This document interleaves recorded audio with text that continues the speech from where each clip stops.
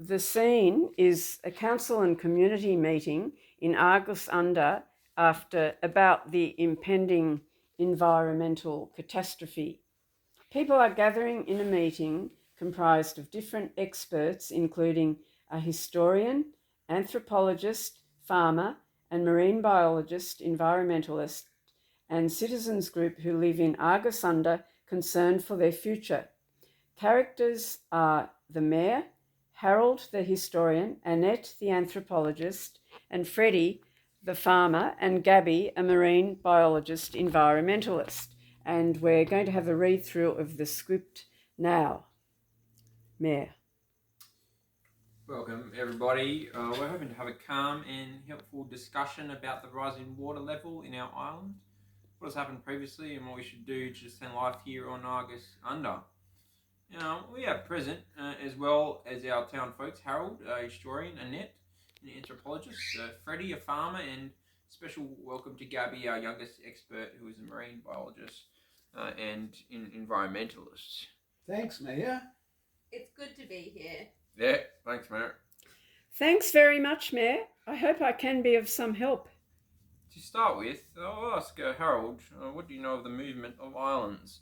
Or what happens when water levels start to rise around a tiny island like Argus Under? Yes, thanks, Mayor. I know for a historical fact that some countries move and change their shape according to water movement that you wouldn't recognise them from an old map and to the present day one. Why was I was down in Australia's National Museum there in Canberra, and it seems to me from the research and old maps and so forth that island we know as Australia used to be joined onto Indonesia. It used to be called the Spice Islands because they had a big trade in spices, cumin, coriander, chili and stuff like that were valuable and even a trading currency in the 14th century. My point is that countries historically change their shape and footprint, but I'll have to let Gabby help us on why that happens. Great, Harold. Very interesting. But how does that help us now when our island is slowly drowning bit by bit? Well, we don't need to get too panicky, and it won't happen real soon. But heck, it's pretty scary here when you consider that when my grandfather's house used to be is completely gone underwater.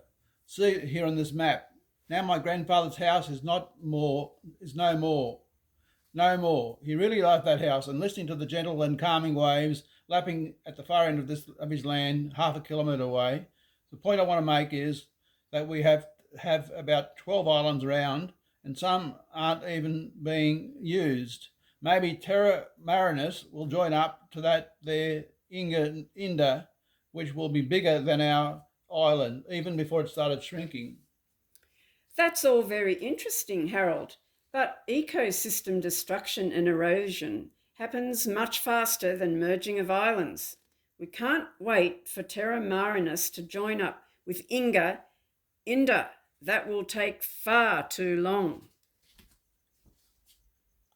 I organised a dive around Ingu Inda and I found these artefacts. Look, an old glass Coke bottle, an old tin of I think it looks like baked beans. See, have a look. Don't you think that looks like an old tin of maybe baked beans or spam?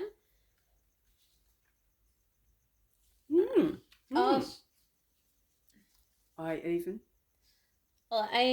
found an old rusty Xbox dating back to the 80s. See, check it out. I'll pass it around. Yeah. Yeah, maybe it's possible to go back to Indu, and maybe you could organise a dig, Annette. Sure thing. That will be a big reveal and just maybe way out for us on here on Argus Under.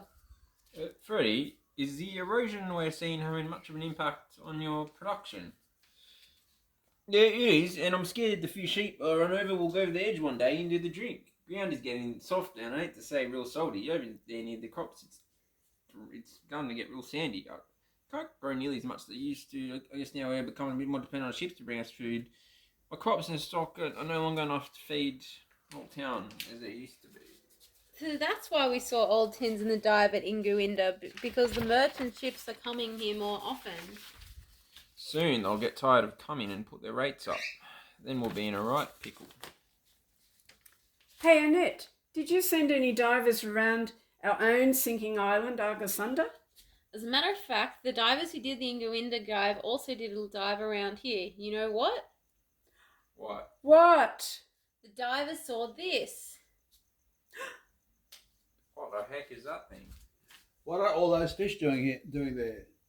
You know, that looks like an old rowboat, sprung a leak and sunk many decades ago. Yeah, go on. I hate to say this, but if the erosion continues, Freddie can't produce enough food for a sustainable future here on Argus Under.